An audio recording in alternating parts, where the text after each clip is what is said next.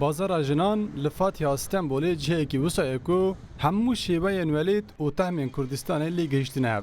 Kurdên ku koçî Stenbolê kirine, dikarin her xwarin û pincarên ku li çiyayên Kurdistanê digihên li vir peyda bikin. Her cûr repa nêrê Wanê, Guzên Bitlisê, Dimsa Amedê û Biryana Sêrtê. Ev tişela genellikle jmele doğuydu. Diyarbakır, Mardin'e, Bilis'e. Müşteriye daha milleti doğuya genellikle.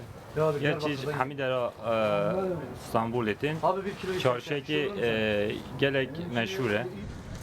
Ji ber ku piştî dema Osmaniyan li vira bi piranî jinan dezgeh vedikirine, navê bazarê bûye bazara jinan.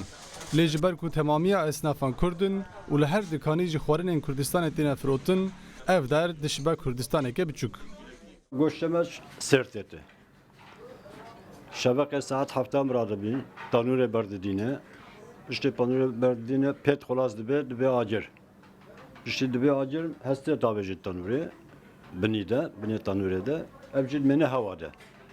2 saat و 15 دقیقه دهلین تنوره ده چه دبه چش لازم یا مهبم تتعیم عینا خود شتیخم کش خش برد بیشتر بین هیوک بلاتی میانی مجبور ماتن ویدام شخم هیچ جا کتین ویداش خورد بین یعنی هات شکل استانی تی ویدارم شخورد بین ولا اما تی ولاتی غریب می جا کم تی ویدا و کل ما ولاتی مجموع تی ما کم چل Li kîjan bajarê Kurdistanê çi xwarineke sereke û navdar hebe, hemû li bazarê gihîştine hev. Müşteriyên bazarê jî bi temamî Kurdin û kêfxweşiya xwetînin ziman da ku ew dikarin bêyî ku biçin welêt her tehmewarên xwe li vir peyda bikin. Kurdên ku li koçberiyê dijîn helbet nikarin her tim herin Kurdistanê û xwe bigihînin tamên welêt. Lê Kurdên ku li Stenbolê dijîn bazara jinan ji xwe re kirine Kurdistaneke biçûk û hemî tamên Kurdistanê jî lê civandine. Rawîn Stêrk, Rûdaw, Stenbol.